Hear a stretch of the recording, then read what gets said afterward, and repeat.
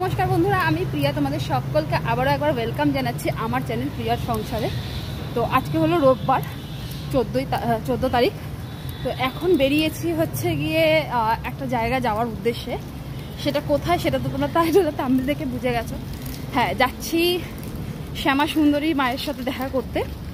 মা আর আমি যাচ্ছি, এই যে আমার মা, আর এই যে আমি যাচ্ছি। এখন ভীষণ রোদ্দুর, বাট মা ডেকেছে, যেতে তো হবে। তো চলো তোমাদের সাথে পুরোটা শেয়ার করছি। আর এই শ্যামা সুন্দরীর মন্দিরটা হলো হচ্ছে গিয়ে সুখিয়া স্ট্রিট, মানে মানিকতলা, খান্না আর শিয়ালদার মিডিলটা হলো সুখিয়া স্ট্রিট। তো সেখানেই যাচ্ছি, পুরো ডিটেলসটা তোমাদের সাথে শেয়ার করবো। চলো। সো উঠে পড়েছি বাসে। তো এটা আমাদের টালা ব্রিজ। তো ভাবলাম একটু টালা ব্রিজের ক্লিপিংটাও নিয়ে নিই। তো যাচ্ছি শ্যামা সুন্দরীর মন্দিরে, খুব এক্সাইটেড, খুবই মানে ইচ্ছে ছিল এই মন্দিরটাতে যাওয়ার। শুনেছি উনি খুবই জাগ্রত।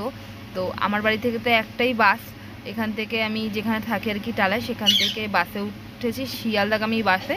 সেইখান থেকে টালায়, এই দেখো এটা হলো খান্না হাট, বুঝলে। এখানে তোমরা মানে এটা সব থেকে বড়, এটাকে হরিষার হাটও বলে থাকে। তো সব থেকে বড় হাট, আর এখানে পাইকারি রেটে সস্তায় খুবই ভালো জামা কাপড় পাওয়া যায়। কিন্তু হ্যাঁ, তোমাকে সেটা দেখে বুঝে কিনতে হবে। এবার তুমি যদি চাও যে 2 টাকার শাড়িও পাওয়া যায়, 200 টাকার শাড়িও পাওয়া যায়, আবার 2000 টাকার শাড়িও পাওয়া যায়, কিন্তু কোয়ালিটি তো ডিফারেন্ট হয় না। ঠিক তেমনি হাটেরও ব্যাপারটা সেরকম। তো দেখো, কথা বলতে বলতে চলে এসেছি, নেমেছি সুখিয়া স্ট্রিটে। তো একটু আগে আমাদেরকে বাস দাঁড় করেছে, তো যাচ্ছি একটুখানি হেঁটে। এইটা হলো মেন গলিটা। আর এইখান থেকেই কিন্তু তোমরা যারা পুজো দিতে চাইছো ডালা নিতে পারো, বাট আমরা একটু ভেতর থেকে নেবো। আর এই দেখো, এখানে একটা সুন্দর মা মন্দির রয়েছে। তো যেহেতু গতকালই বিপত্তারিণী গেছে, তো এখানেও মোটামুটি ভিড় রয়েছে। আর আমরা চলেছে রোদ্দুর, জাস্ট দেখো, মানে আমি এসে ভাবছি যে কেন আজকে এই রোদ্দুরের মধ্যে এলাম। তো আমার মা আবার চেনা পরিচিত একজনের সাথে দেখা হয়ে গেছে, তার সাথে কথা বলছে।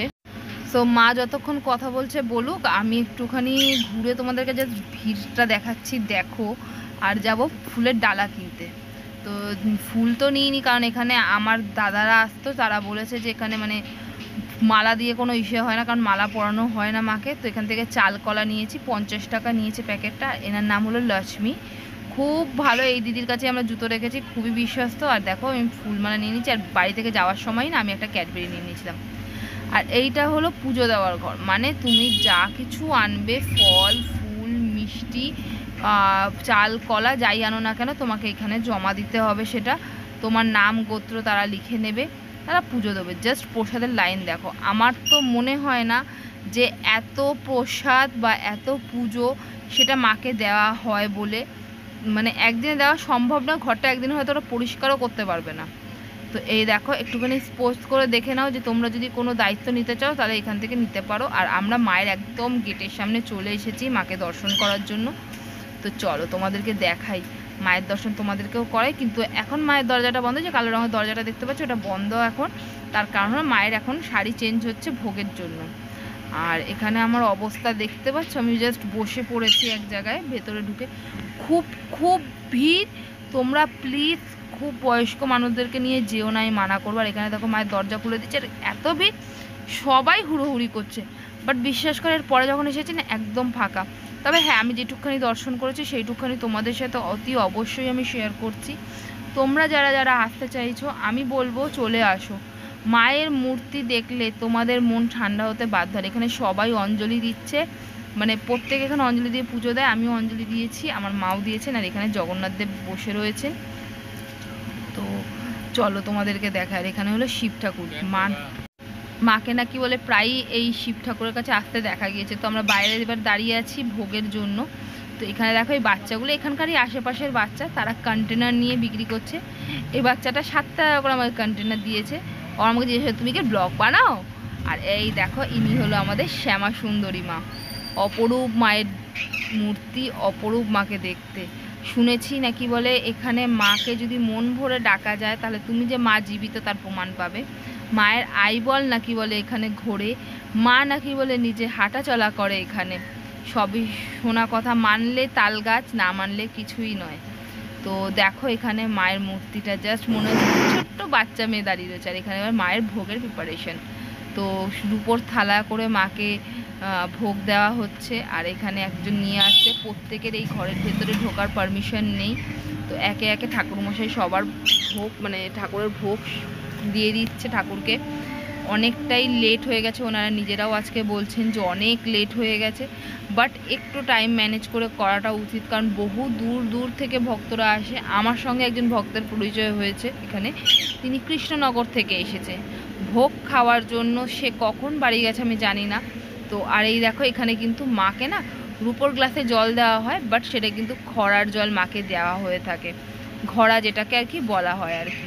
তো এই অবধি আমি এখানে ছিলাম, মানে তারপরে আমার শরীর এতটাই অসুস্থ হয়ে পড়ে, আমার মাথাটাতে ঘুরে পড়ে, আমি আর কোনো আরতি দেখতে পারিনি। ইনফ্যাক্ট আমি ভোগও ঠিক মতন গ্রহণ করতে পারিনি, কারণ আমার শরীর এতটাই অসুস্থ। আর এখানে কিন্তু বসে খাওয়ার কোনো সিস্টেম নেই, দাঁড়িয়ে তোমাকে দেবে, তুমি নেবে, আর যাচাই নয়, একবারই দেওয়া হবে, সেটাই তোমাকে ভোগ হিসেবে গ্রহণ করতে হবে। এমনিতেও ভোগ অল্প খেলেই পেট ভরে যায়, মন ভরে যায়, তা তো আর আলাদা করে কিছু বলার নেই।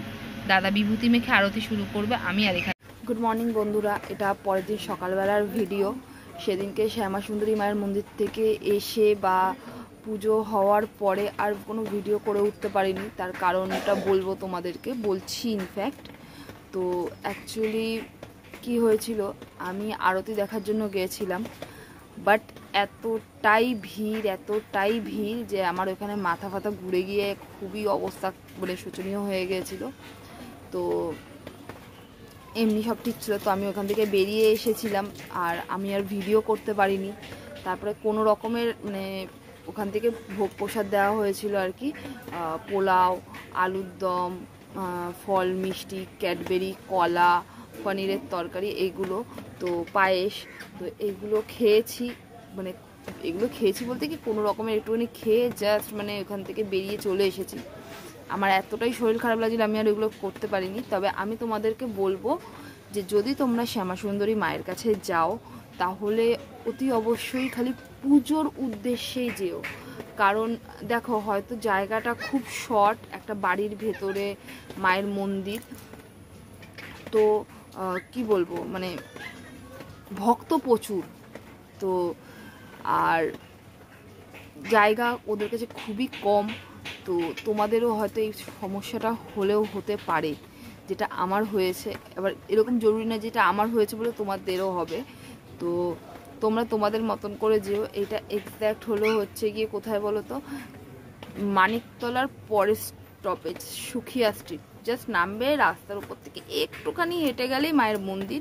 কিন্তু হ্যাঁ, ভালো লাইন পড়ো এখানে, একটু হাতে সময় নিয়ে যাবে যদি পারো। সকাল সকাল যদি যাও, প্লিজ ভোগ খাওয়ার আশা করো না। এখানে কিন্তু দুবেলাই ভোগ দেয়, বিকেলবেলাও ভোগ দেয় আর সকালবেলাও ভোগ দেয়।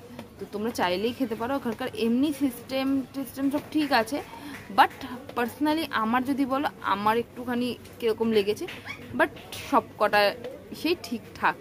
তো এই অবধি আজকে ভিডিওটা রাখছি।